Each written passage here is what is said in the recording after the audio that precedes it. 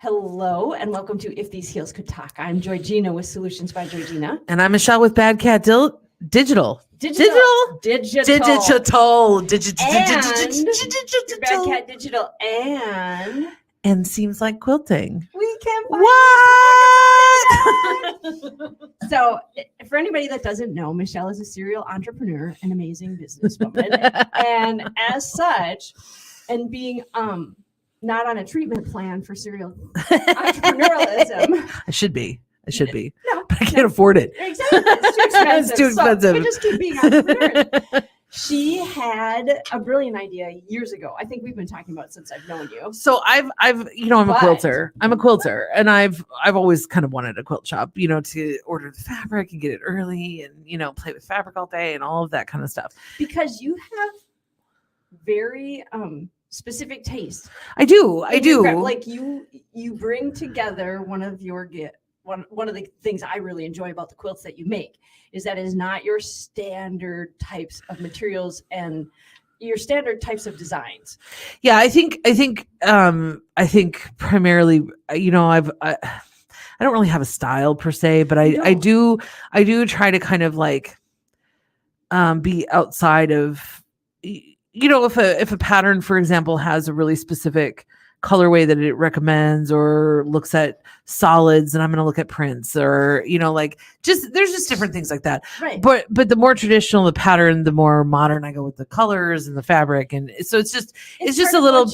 And I really enjoy unique color combinations, yes. Which not everybody enjoys. At times they're very art, like they're hanging on the wall at times art. Yeah. I think the primary difference, I think, between art and craft, and we could get into that. I mean, that's a whole thing.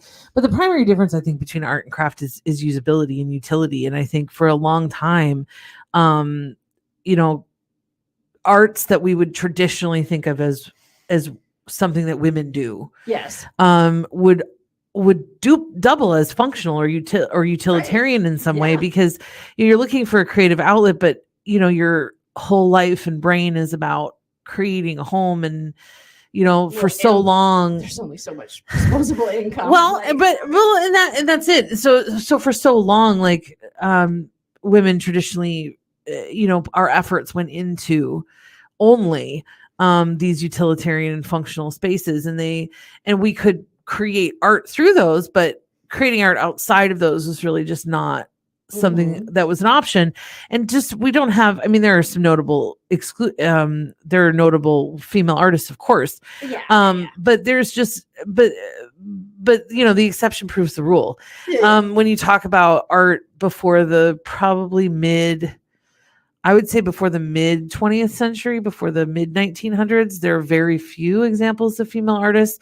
Before the late 19th century, almost none. And so, what we think of as traditionally female craft, like needlepoint, or even things like gardening, or have these wild creative outlets, but are considered this utilitarian or functional item. And we assign less value to it as an art piece. We assign less value to it. So anyway, that's a long way around to say I started a quilt shop with my mommy. Yes, you did. I did. You did. And it exists. You started. It was a concept. Yep, it was a concept. We kind of grew it. It's going to be in northern Wisconsin. We're opening in June of 2023. It has just a few months. We have evolved, and the thing with primarily the fabric is that you have to order it really ahead of time. So we went to Quilt Market in October.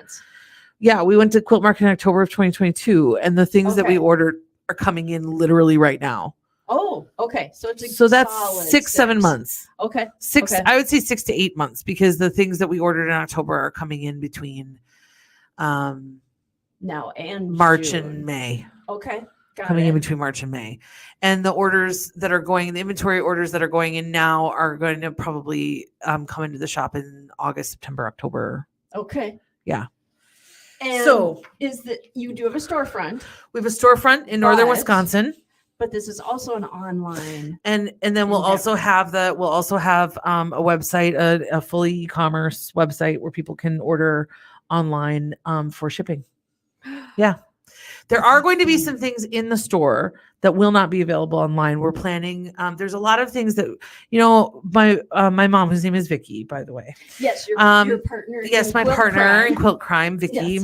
Yes. We both really firmly believe that that quilting should be accessible to anybody who wants to quilt. And high quality quilt shop quality quilt fabric is not inexpensive. When you buy it new, after the last couple of years and the price increases. I mean, when I started quilting 12 years ago, it was $10 a yard. Now it's close to $13 a yard. It's starting to eke up into that $14 a yard space. Okay. And an average queen size quilt, meaning not a super complicated pattern, not much, you probably will end up buying 4 to 5 yards for just the top. And so by the time you're done, the top, the middle, the back, the thread, all of the things, a rough calculation, not including time or effort, just raw materials into a project for a not complicated queen size quilt, you're probably talking somewhere in the neighborhood of $600 to $700. Wow. It is not an inexpensive hobby. No. And so because of that, a lot of quilters either buy only what they need for their next project,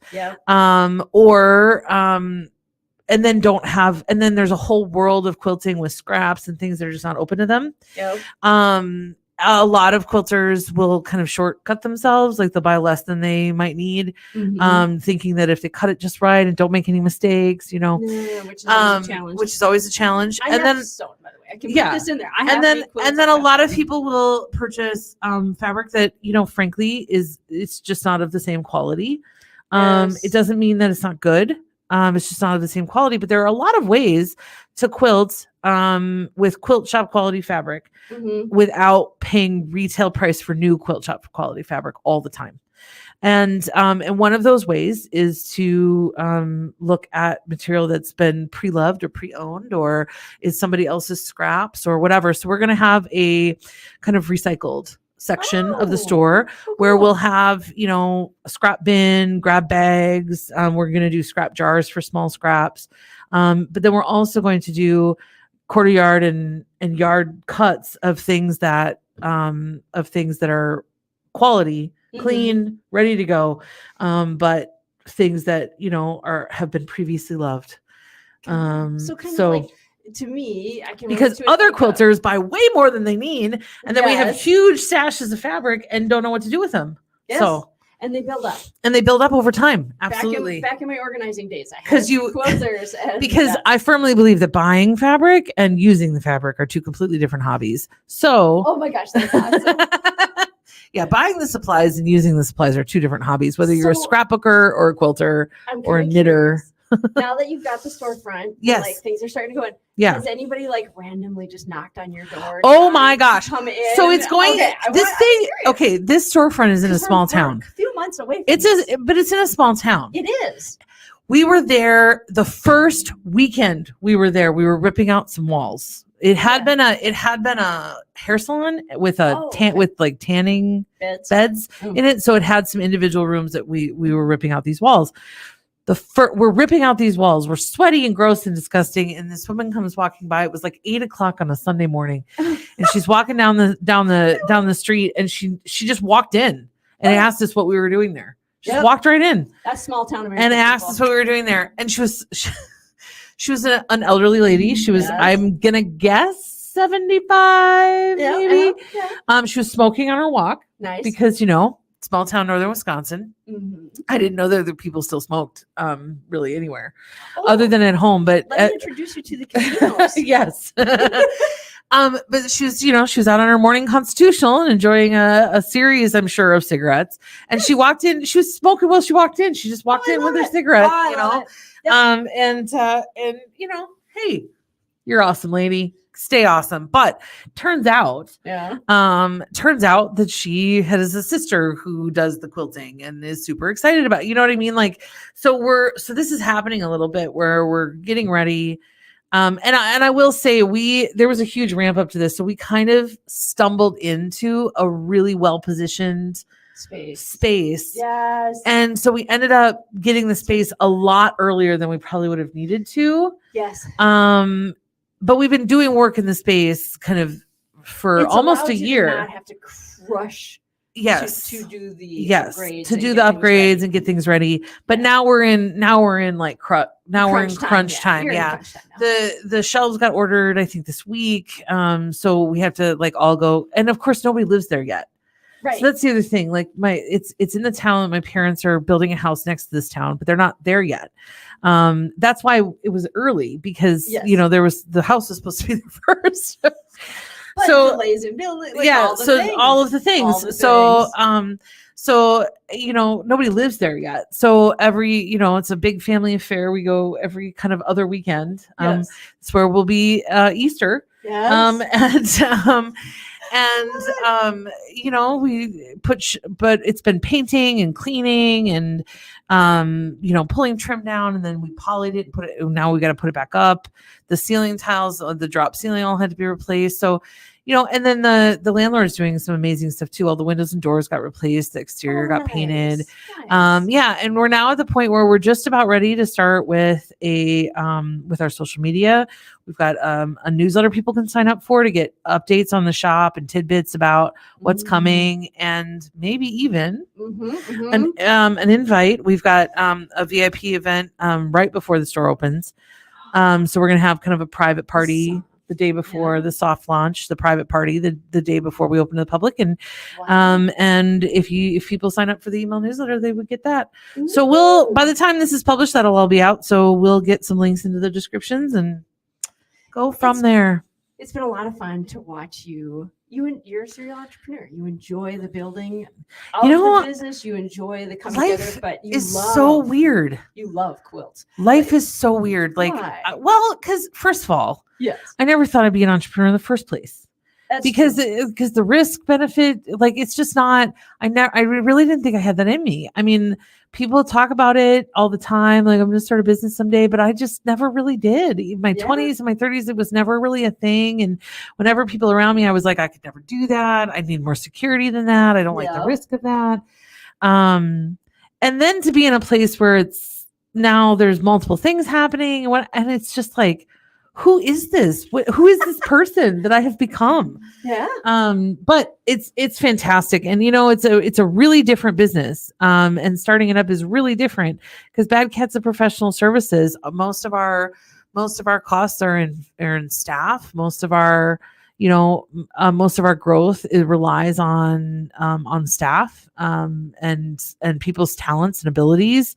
And if people leave, they take their talents and abilities with them, and then you have to kind of figure that out. And this is so completely different. It's retail. So it's inventory. It's merchandising. It's revenue per square foot or per linear foot of shelf space. It's such a different animal. And thank goodness that developing the friendships that I have over the last years, especially the female-owned businesses and women-owned businesses in town. I have a dear friend who is a retailer, and my mom came to visit. We had dinner with this dear friend and drinks and all of the things, and we talked about it. We talked about inventory. We talked about how to spread out the cost. We talked about merchandising and how to create a welcoming display. We looked at the floor plan that we had planned to look at the line of sight and loss prevention and whatever. Like it was a really just wonderful conversation. Plus a wealth of information. And a huge amount of information. This is a person who's evolved. I know she's evolved her business numerous times. So to have access. Oh my gosh. Saved you so much money. And when we went to when we went to Quilt Market, I had never been to a market. And you're super excited people. And you're talking about what is essentially a trade show with thousands of booths. I mean, thousands of booths. Like we were there for 3 days and we could not talk to everybody. Right. Okay. So to just be clear, you're not going to see everybody. No. And so we had to plan ahead of time where we were going to go. And when I talked to this retailer friend of mine, I was like, what do I do? And she said, here's how I do market. Yes. She said, I spend the first day looking at anything I want to see. I look at the list ahead of time. Mhm. I look at anything I want to see on the first day. Okay. And then I make appointments with all of those people that I want to actually talk to for the second day. Okay. So I spend the first day taking it all in. Okay. Then I go out to dinner or I sit down in my hotel for a couple of hours and I make a game plan for the next day. And then I actually do buying and ordering the second day. And what we found out was, yes, that's a good way to do it.